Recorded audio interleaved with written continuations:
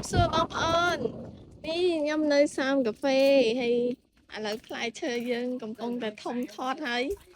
នេះគឺជាផាសសិនយៈ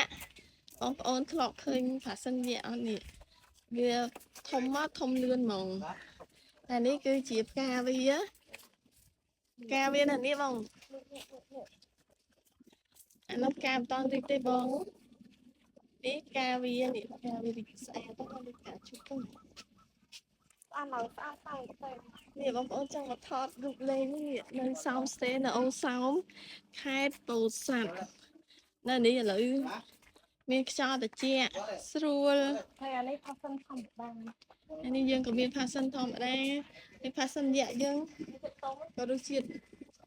អែមដែរហើយក៏មានផ្លែនេះបងប្អូនចង់មកលេងអាចកក់ទុកបានមានកតុកកេងទៀតហ៎ហើយនេះផាសសិនយើងធម្មតាចាប់ដើមមកច្រើនហើយបន្ទប់គេងយើងក៏មានសម្រាប់លំហែមានម៉ាស៊ីនត្រជាក់នេះគឺទុំហ្នឹងធ្វើមិនដឹងទុំនេះពណ៌ស្វាយនេះវាពណ៌ស្វាយអានេះអាហ្នឹងទុំពណ៌ស្វាយហើយកាហ្វេក៏មានដែរ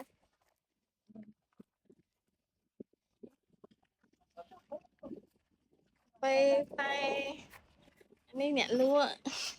ជំរាបសួរបងប្អូនហើយយើងមានកន្លែងអង្គុយលេងច្រើនឥឡូវរៀបចំប្លង់ថ្មី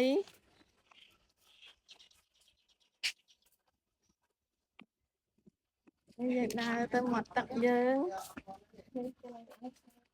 នេះយើងអាចអាំងសាច់លេងនេះចក្រានយើងកំពុងតែធ្វើថ្មីមាន់អាំងសាច់អីនៅនេះបានបងប្អូនហើយយើងមាននេះអីគេកន្លែងអង្គុយលេងគេងលេងក៏បានយើងសបោកន្លែងអង្គុយច្រើនណាបងប្អូនហើយលើកនេះនោះហើយមានដើមឈើធំទៀតហើយយើងមានដើមឈើមានផ្លូវធ្វើថ្មីហើយខែនេះវាក្តៅតែមានខ្យល់បក់មកនេះហើយមើលទៅវារំហើយ